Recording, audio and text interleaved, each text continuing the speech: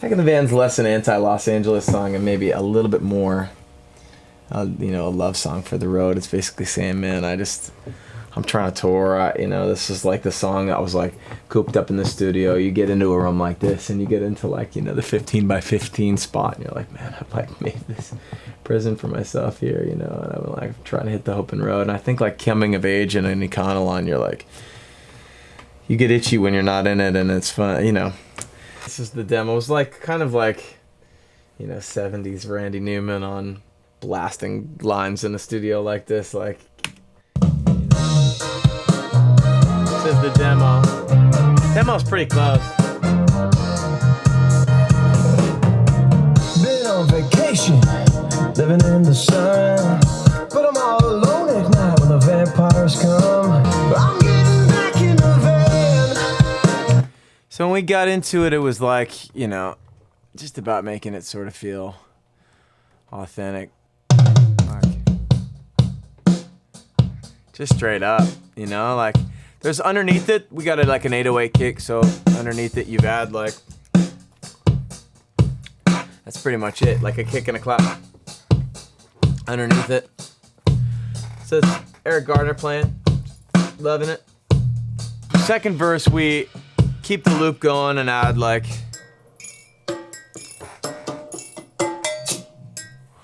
actually a piece of tape on that. It's like pulling the roll of duct tape, which was cool.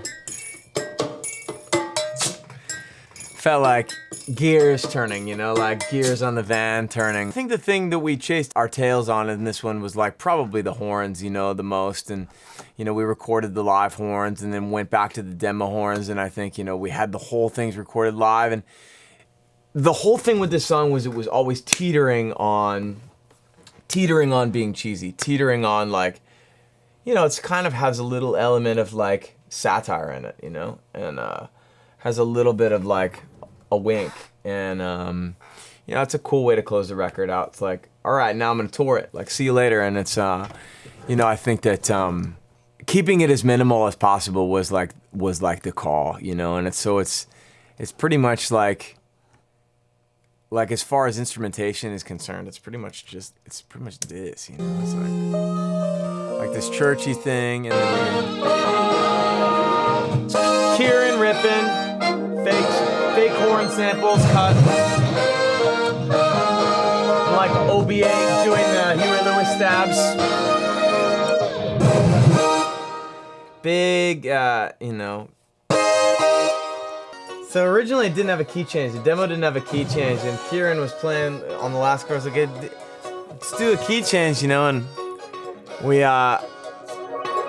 if we're gonna do one, you might as well do two, you know? Right when you think it's like, it's done, then you're like, oh, we're gonna go there, we're gonna go again.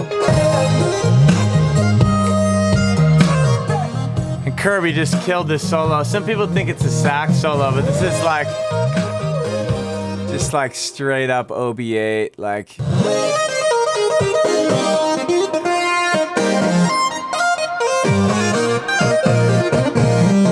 I think that was the moment of the record where it was like there was the most kind of like, man, that keyboard smells face. Like, we had a lot of fun with this one, like doing the gang vocals at the end. It was like, you know, getting everybody in the room and kind of. I'm getting back in the van.